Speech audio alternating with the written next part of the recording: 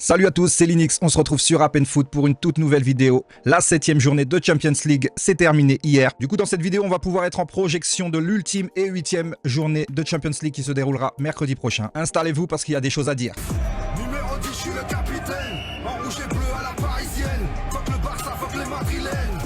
Bang, bang. Champions League. Champions League. Odet, 10. 90e, on leur met la clim. On les frise. Donc comme je vous le disais, la 7e journée est enfin finie, on y voit beaucoup plus clair, sauf que nos clubs français ont décidé d'avoir du suspense jusqu'au bout. Paris, Marseille, Monaco ont tous les trois été défaits par leur adversaire, que ça soit au Bernabeu pour Monaco qui s'est pris une rafale. Marseille n'a rien pu faire face à Liverpool en mode Champions League, mais je suis particulièrement déçu par nos Parisiens qui pour le coup, eux dans leur match avaient la situation en main, arrivaient à malmener l'adversaire et le score n'est pas logique. Il y a des choses à dire, on va en revenir un peu sur ce match en images et voir qu'est-ce qui peut nous attendre pour cette 8e et dernière journée, jusqu'à quelle place on peut dégringoler, sachant qu'on n'a plus trop notre avenir entre les mains. 3 faits de jeu dans ce match avant que tout bascule. Effectivement, il y a eu un but annulé par la VAR. Je dis bien par la VAR parce que l'arbitre central, monsieur Anthony Taylor, avait validé ce but. Il était très bien placé pour voir cette faute ou pas. Quoi qu'il en soit, 30e minute, but refusé. Pour une soi-disant faute de Mayulu. Je suis désolé. L'arbitre anglais, en plus, il y a eu des différends le week-end d'avant dans son propre championnat. Voilà pourquoi la VAR est intervenue, je pense. À quel moment cette faute est sifflée? Je suis désolé. Pour moi, il n'y a pas faute du tout. Et c'est quand même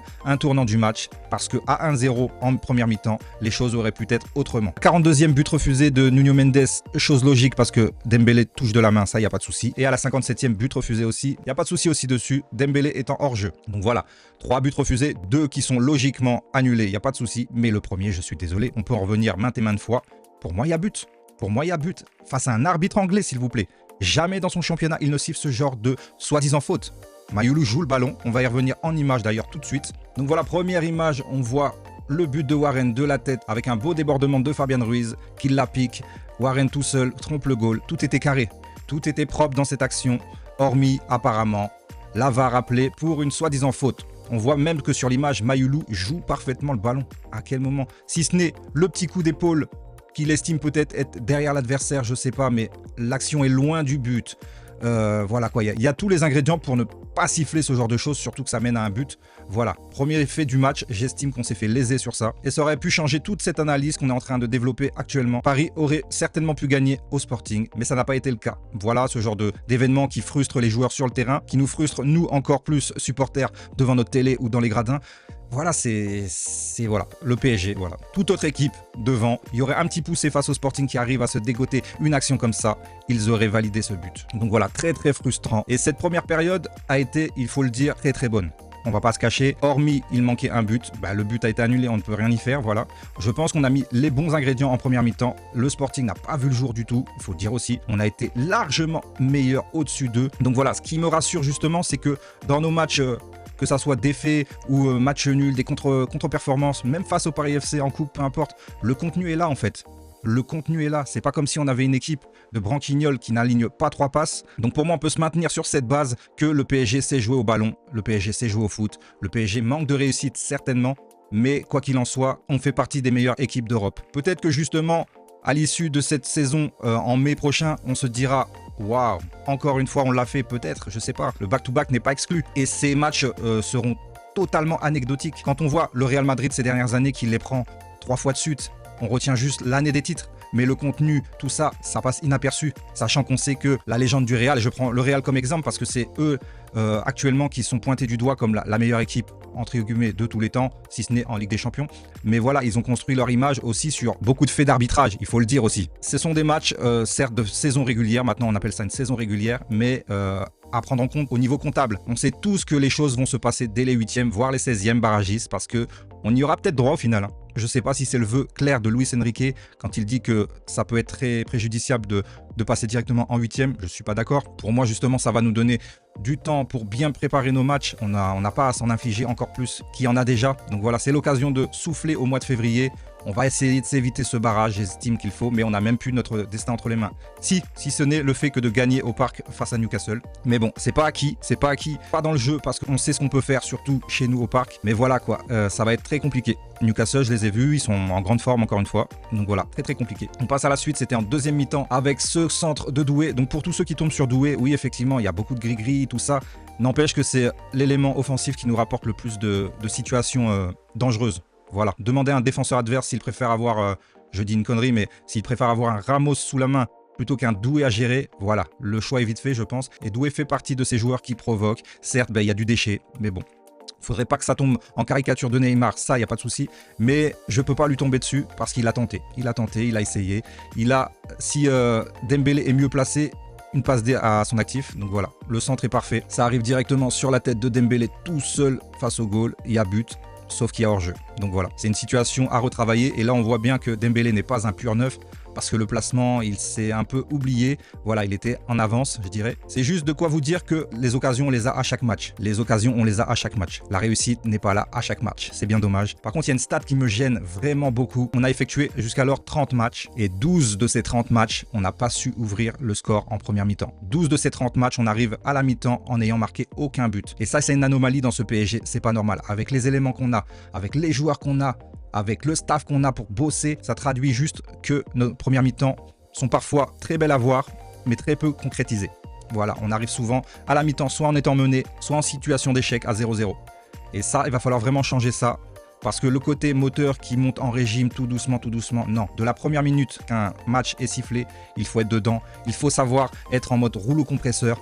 Donc là, pour le coup, on est très loin du Bayern de Munich, qui eux ont l'habitude de dérouler dès les premières minutes. Voilà quoi, c'est quand même frustrant, d'avoir une telle équipe sur papier. On est champion d'Europe, je vous rappelle. Donc c'est très frustrant. 12 matchs sur les 30, on arrive à la mi-temps en n'ayant pas marqué. Et comme d'hab, on essaye de réagir. On est plutôt à réaction qu'à action en deuxième mi-temps. Soit on court après un score, soit l'adversaire est tellement faible face à nous que quelques manitas passent par-ci par-là. Mais bon, c'est pas assez. Il va vraiment falloir se réveiller, surtout sur ces premières mi-temps. C'est là où on flanche, j'estime, parce que dès qu'on arrive à la 60e, les joueurs sont tellement frustrés de ne pas avoir marqué en ayant eu une dizaine d'occasions. Et c'est ça qui nous fait flancher. Donc ce côté-là, il va falloir vraiment le régler. On enchaîne ce match en images. On revient sur, évidemment, l'ouverture du score du Sporting. 73e minute, donc voilà, le moment frustrant. On n'a toujours pas réussi à marquer. Un ballon dévié dans la surface. Le bloc parisien était en train de remonter pour essayer de mettre tout le monde hors jeu. Sauf que ça revient parfaitement dans les pieds de Luis Suarez, qui ne se prive pas de tromper Chevalier, qui a vraiment du mal à sortir sur ce coup. Et à la rigueur, sur ce but, je lui en veux pas trop. Parce que voilà, c'est une déconcentration collective. Il a fait ce qu'il peut. Bon, c'est là aussi que tu vois que Chevalier ne prend pas beaucoup de place dans le but. Il prend vraiment pas beaucoup de place parce qu'un Courtois, un Neuer te l'aurait sorti juste avec ses pieds là. C'est bien dommage, et c'est bien dommage aussi des stats hallucinantes. Dans sa carrière, Chevalier, c'était son 16e match de Champions League, seulement 2 clean sheets pour lui. C'est affligeant quand même, c'est vraiment affligeant. Du coup, on fait nos changements, tout ça, et un joueur qui devait commencer ce match est entré en cours de jeu. Vara se pose pas de questions du tout. Frappe en début de surface qui va se loger pleine lucarne, une frappe ultra précise, bien puissante comme on les aime, ce que n'a pas réussi à faire ses coéquipiers pendant tout le match. Avec Vara a eu seulement besoin de quelques minutes pour se mettre en évidence, et tu vois l'impact qu'il a dans ce match, toujours dans les bons coups en Champions League, et c'était très étonnant d'ailleurs qu'il ne commence pas ce match, mais bon. Donc très bonne rentrée pour lui, je trouve. Il a apporté du dynamisme, il a apporté autre chose que Barcola avec ses dribbles stéréotypés. Barcola pourtant qui n'est pas le plus à critiquer en attaque, hein. Pour moi il a quand même apporté ce qu'il pouvait, mais bon, je sais pas où ça a failli. Offensivement, on a les occasions tout le temps, c'est répétitif, c'est vraiment chiant en fait, c'est vraiment très chiant. On enchaîne du coup avec, à la 89e bien entendu, une frappe de loin repoussée par Chevalier, mais comment tu peux la repousser directement sur la tête de l'adversaire? Il y a tellement d'options autres que celle-là que ça paraît improbable. Il aurait pu la dévier au-dessus de son but. Il aurait pu tout simplement, avec de la confiance, la bloquer directement dans ses mains. Il aurait pu la dévier en corner directement à gauche ou à droite, il a choisi dans l'axe, je ne sais où. Aucun hors-jeu, et on se retrouve directement à placer cette tête. Chevalier qui ne fait même pas semblant de plonger, qui... Voilà quoi, c'est affligeant. J'ai l'impression qu'on peut pas compter sur lui pour gagner des points. Citez-moi un match où il nous a fait vraiment gagner des points. Je vous parle pas de coupe ou de match direct là, des points en championnat ou en Champions. C'est très compliqué là, c'est très compliqué parce qu'il y a eu que 4 tirs, mais il y a surtout eu 2 buts encaissés. À quel moment tu veux être décisif? D'autres diront que, soyons modérés, ce n'est que le remplaçant qui joue actuellement. Eh ben, j'ai tendance à y croire. Safonov va revenir d'ici 2 à 3 semaines encore. peut-être pour le match face à l'OM le 8 février. Mais voilà, j'ai envie de tester sur 3-4 matchs une série avec Safonov si vraiment il est capable de prendre la place de Chevalier, parce que Chevalier, j'ai l'impression qu'on s'est fait douiller à 50 millions pour ne pas t'apporter des garanties. Ça fait cher, ça fait très très cher. On est en droit de se tromper, mais encore faut-il le reconnaître. Ça s'apparente tout droit à un flop, malheureusement, de même que Zabarni. Zabarni, je suis désolé, on a galéré 2 mois de négociation, voire plus. 60 à 70 millions Bournemouth pour en faire un, comme dirait la toile, un Skriniar 2, c'est quand même affligeant. En soi, je ne vais pas tomber sur la tête à Zabarni parce qu'une fois de plus, il ne joue pas à son poste. Latéral droit, effectivement, il est nul à chier, on va pas se le cacher, il est très très bidon. Néanmoins, erreur de notre part si on l'a pris et qu'il n'est pas polyvalent. C'est ça, on a ciblé un mauvais profil, j'estime. Donc voilà, à voir sur le long terme. Encore faut-il être patient apparemment, mais bon, ça commence à faire beaucoup. Quoi qu'il en soit, Zabarni est rentré sur la fin. On avait tout le match pour faire la différence, on ne l'a pas fait. Moi, ce soir, j'ai plus envie de tomber sur l'attaque. L'attaque qui est stérile, la possession qui est stérile. Parce que c'est bien beau, on a commencé le premier quart d'heure, limite 90% de possession, tout ça. Mais c'était pathétique en fait au final parce que, mine de rien, tu regardes nos XP, on est à 1,25, on termine encore ce match, 28 tirs, 6 cadrés, c'est vraiment ouf. Donc voilà, on va se projeter directement sur cette 8e journée. On est actuellement, si vous le voyez, 6e du classement. Ce qui est bien, c'est que depuis le début, on est dans ce top 8. Sauf que pour cette 8e et ultime journée, on est capable d'en sortir. Tout dépend ce qu'on fera face à Newcastle qui eux aussi auront de l'enjeu. Eux aussi auront à cœur de faire un très bon match au parc. La dernière fois qu'ils sont venus, ils ont arraché un match nul. Ça a été très compliqué. Si vous vous en rappelez, on a égalisé dans les toutes dernières secondes avec un penalty très généreux, il faut le dire. Donc voilà. Newcastle est capable de nous poser des problèmes même chez nous. On peut voir que Arsenal a été parfait sur cette saison régulière. 7 matchs, 7 victoires tout simplement. Très très costaud, très impressionnant. Le Bayern, avec seulement un petit accro face à Arsenal, a validé totalement sa qualification. Ils ne pourront pas être rejoints, si ce n'est peut-être à la différence de but, mais il va falloir y aller quand même. Le Real, mine de rien, se font très discrets, mais voilà, 3e. Merci au calendrier, merci au tirage au sort pour eux aussi, qui a beaucoup aidé. Donc voilà, moi j'estime déjà que le classement est un peu trompeur parce que l'adversité n'est pas pareille pour tous les clubs et que voilà, moi j'estime qu'en étant 6e avec le calendrier qu'on a eu, déjà on fait une très grosse performance. Donc voilà, à souligner, ne pas l'oublier surtout. Le PSG n'a pas été gâté lors du tirage. Mais quoi qu'il en soit, on est les champions d'Europe, donc on se doit de batailler contre n'importe quelle équipe de cette liste. Newcastle qui nous a recollé avant l'ultime et la DER. Face à nous, on est à 13 points. Des équipes à 13 points, regardez, c'est le plus gros enjeu de cette dernière journée. 13 points, on est 8 équipes. Ça veut dire que autant nous que l'Atalanta qui a dégringolé à la 13e place peuvent revenir dans le top 8. Et dans les derniers matchs, on est les moins lotis, j'ai l'impression, parce qu'on va avoir un PSG Newcastle, certes. Donc voilà, on n'a pas Keira Almaty face à nous. Il va falloir quand même batailler, il va falloir quand même trouver une bonne recette pour ce match. Parce que de l'autre côté, les clubs qui peuvent prétendre au top 8, ils sont assez épargnés. L'Atlético à domicile contre Bodo Glimt. Voilà, on a vu quand même ce que Bodo Glimt chez eux pouvait faire face à City. Néanmoins, là, c'est à l'extérieur. Atlético sera à la maison. J'estime que potentiellement, l'Atlético va prendre 3 points. Il y a un Atlético Bilbao Sporting où il y a de l'enjeu. Donc voilà, on peut voir que Barcelone sera opposé à Copenhague. À domicile, ça devrait le faire aussi. Donc voilà, une potentielle place en top 8 déjà prise. Il y a Leverkusen Villarreal, Benfica Real. Donc voilà, c'est pas encore gagné pour l'équipe à Kylian Mbappé. Mais voilà, ça se dirige quand même très gentiment. Allez, ils sont à 15 points, juste un match nul là-bas. Voilà, ils s'assurent le top 8. Club Bruges Marseille, très compliqué pour Marseille aussi. Ils ont loupé le coche face à Liverpool. Aller gagner à Bruges, c'est pas fait d'avance. On a vu qu'à domicile, c'est une très belle équipe. Donc même Marseille peut dégringoler et tout simplement être éliminé. Même si on a vu que d'autres scénarios à 9 points en cas de défaite pouvaient être favorables, mais peu importe. J'estime qu'il leur faudra au moins un match nul. Et sans mentir, je leur souhaite d'être barragistes, ne serait-ce que pour le football français. Il y a un alléchant Dortmund-Inter aussi. Donc voilà, je passe en revue. Eintracht Francfort-Tottenham, il y a de l'enjeu. Liverpool-Karabag, attention à Karabag. Je vous le dis direct, ils sont 18e, encore playoffable. Donc voilà. Manchester City-Galatasaray, on a bien vu que City est capable de tout.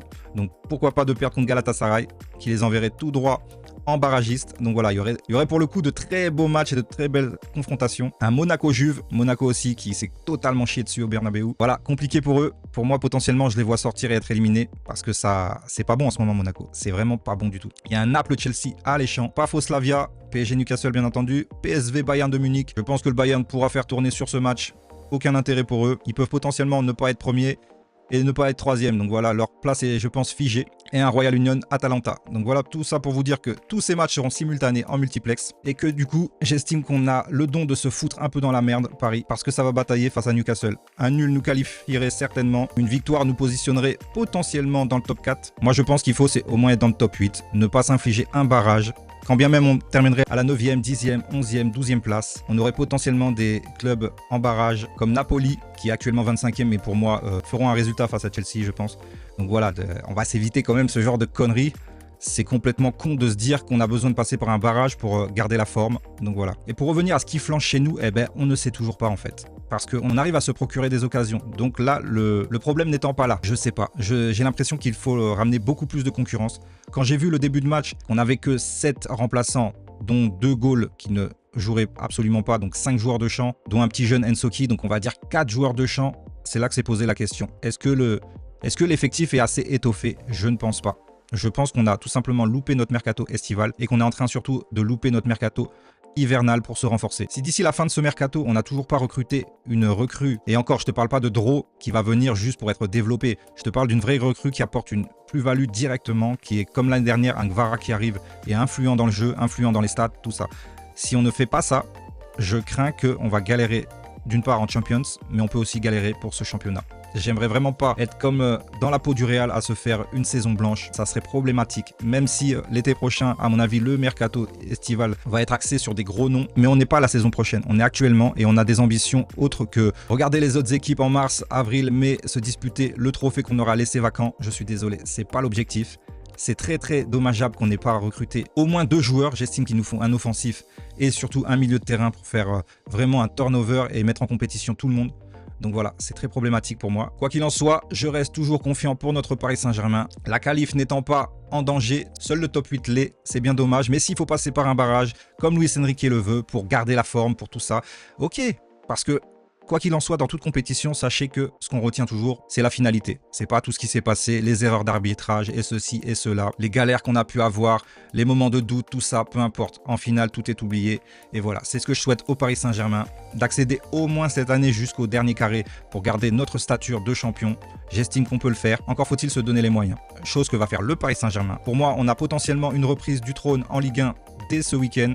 Espérons la victoire à Auxerre avec une contre-performance de Lens face à Marseille. Pour une fois qu'on va pousser un peu les Olympiens, ça veut dire qu'on peut se retrouver dès la semaine prochaine en étant leader de Ligue 1 face à un Newcastle qui va venir aussi pour gagner. Du coup, aucune des deux équipes ne va potentiellement vouloir un match nul et on aura un match ouvert et ça sera très plaisant. Sur ce, je vous retrouve très prochainement pour parler mercato. N'hésitez pas à vous abonner. C'était Linux sur Appen Foot. Ciao ciao ciao.